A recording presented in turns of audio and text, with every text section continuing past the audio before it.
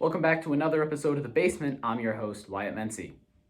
COVID-19 is on the rise in 39 countries, and on the behalf of those 39 countries, I would just like to say to the other 156 countries, come on, just do it.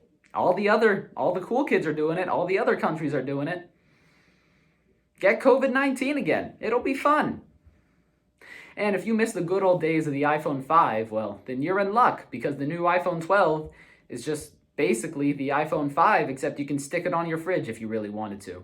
And one of the best parts about the iPhone 12 is that it might not come with a charger or earbuds. And here at the basement, we have an exclusive leak about what the iPhone 13 is going to be.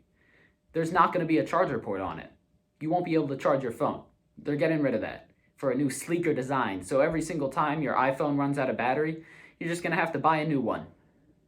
And if you, like many other Americans, are interested in where they found the rats for the movie Ratatouille, well, you're in luck, because Chicago has just been named the rattiest city in America for the 6th year in a row.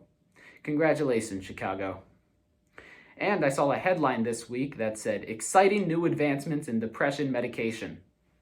Clearly it's working if you find something exciting about advancements in depression medication. And a burglar left his name and address at the scene of a crime. And it's also been said that he committed the crime in front of this nation's highest officials. We actually have a sketch of the criminal here. Here it is. And in Saudi Arabia, there was a footprint found that could be up to 210,000 years old. Here's the image.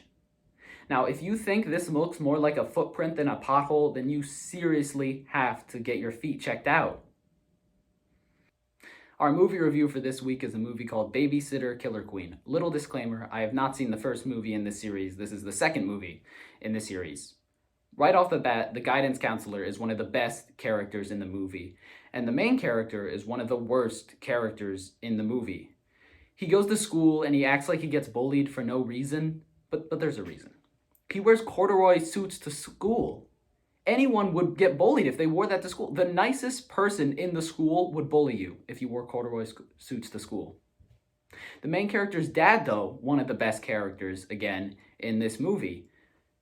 He's amazing. He's funny. He's got everything. But he looks like any single run-of-the-mill politician ever. He looks like a combination of all of them. You just put them all together.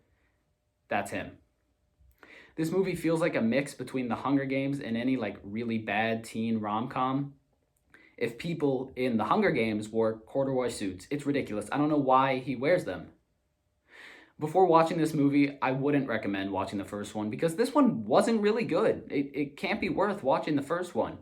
Although the ending for this one is like a million times more confusing if you haven't seen the first one. I had no idea what was going on. And also, if you're like a good, devout Christian, don't watch this movie. You're not going to like it.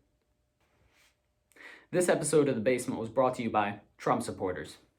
Have you been living in the same old place for a while, or maybe it's time for you to move and get out of the house? Then you should call a Trump supporter. 9 out of 10 times, a Trump supporter has a pickup truck. And if you're not sure how to contact a Trump supporter, then we've provided a list of a couple phrases to help you contact one. You could try, "I think women have the right to abortion," or "I think people should have access to all the bare minimum for human necessities," or "I have a free coupon at Bass Pro Shops." Any of those things should do the trick.